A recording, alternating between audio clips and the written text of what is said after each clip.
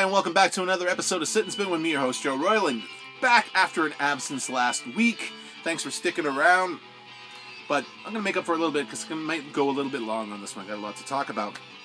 One of the reasons I didn't get a show out last week, aside from my crazy hectic work schedule, which didn't allow for it, was the subject I was hoping to talk about, I didn't actually get into the mail until this week, and from the fine folks at Idol Records. And if you can see the shape of that sticker, you can probably guess where Idol Records is based out of Texas, indie label from Texas, holding such great bands as Calhoun and many others, including one we were going to talk about in just a moment.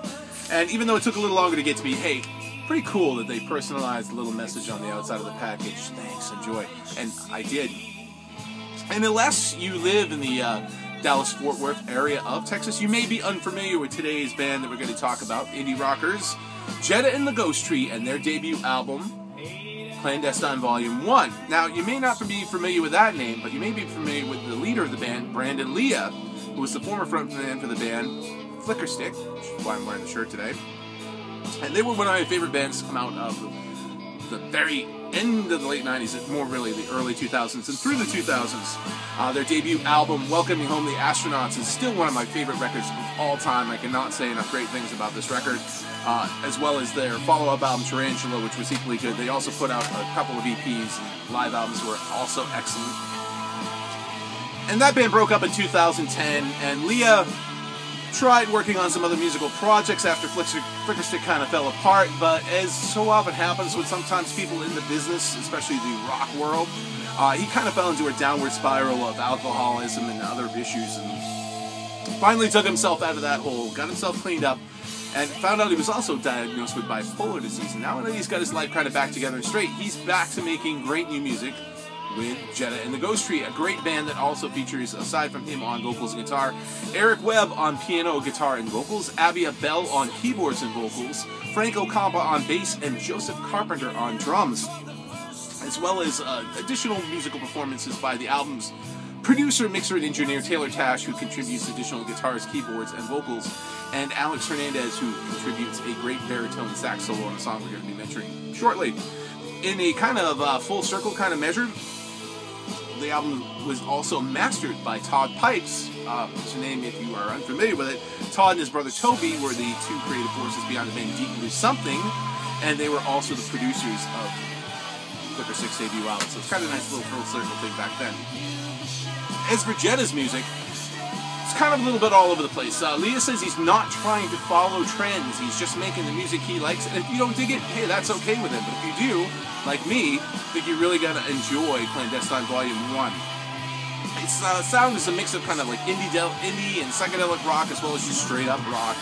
From laid-back ballads like the haunting Desert Starlight Drive-In, which is kind of a Neil Young meets Doors feel to it, the mix of acoustic and electric guitars and great organ work from Abby Bell, as well as great harmony vocals from her and Eric Webb. Pontchartrain Eyes, which is a song that features to great effect Brandin Lee's vocal range, and wouldn't have sounded at all out of place on his former band's records until you get to the baritone sax solo from Alex Hernandez, which has been unexpected, but very cool. There's also straight-out propulsive rockers like the driving Carswell, Larceny, and Reaction, which features some cool panning effects of the instrumentation. Other highlights from the album include the album's title track, Clandestine, which you're hearing right now, which is kind of a slow burn rocker that just unleashes in the choruses and has that great fuzzed-out lead guitar solo. Belladonna Treatment, which is a spooky, almost 80s goth-style feel to it, and the two songs that close out the album, Silhouette, which is a little bit like Interpol, but with a sweet co-lead vocal from Abby Bell, and also the piano-driven epic closer, Down and Out, which also has a very cool reverb guitar effect. It almost sounds like a Leslie Cab. I don't think it is, though, but it sounds like it's very cool regardless. But all in all, it's just a great album. I mean, I've been listening to it as much as I can in the last 24 hours, and it's easily going to make my top favorite albums of the year list. And if you dig this album, which it's not going to be in stores for another month, but you can order it from the fine folks at Idol Records. They will send you one out, or you can buy it and download it from either iTunes or Amazon.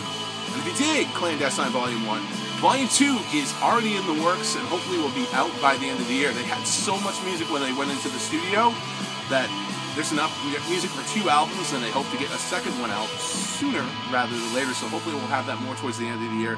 And yes, if you're a vinyl fan, like you know I am, this album will also be available vinyl. It's just a slight delay in getting it out because there's just so much demand from the record pressing plants, and there just aren't enough of them to keep up with all the demand. And sometimes if you're one of the smaller labels, you get a bit shafted in the lineup from the major labels of getting your stuff out there. But very much looking forward to that. Yep, I'll be buying it again on vinyl because, yeah, I liked it that much and I'm a sucker for the band. I gotta have it on both. But that is the show. It's just great to have Brandin Lee back and on the top of his name with Jetta and the Ghost Tree, making excellent music, and hopefully you'll dig it as much as I did. Hopefully you are also catching my friend Scott over at Righteous Vinyl, as well as the Riff of the Day guys. And also today I would like to ask you to check out the Dig Me Out podcast, which is one of my favorite music podcasts. I was fortunate enough last week to participate in a roundtable discussion with hosts Tim and Jay, along with other fellow guest Andy Dare of the Andy Dare Show, as we discussed 90s one-hit wonders.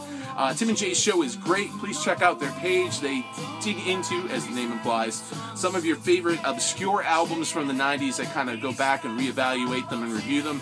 And they also do great interviews with some of the people who made those albums, people like Matthew Sweet. They just did a great interview with him recently. They've done interviews with Toad Wet Sprocket, Louis Postman, Veruca Salt.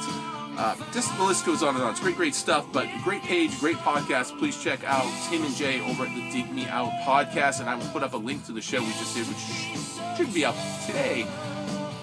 That's all I got for you this week. Please tune in next week to see what we'll be talking about then, and thanks a lot for listening. Catch you next time. Sit and spin. See you then.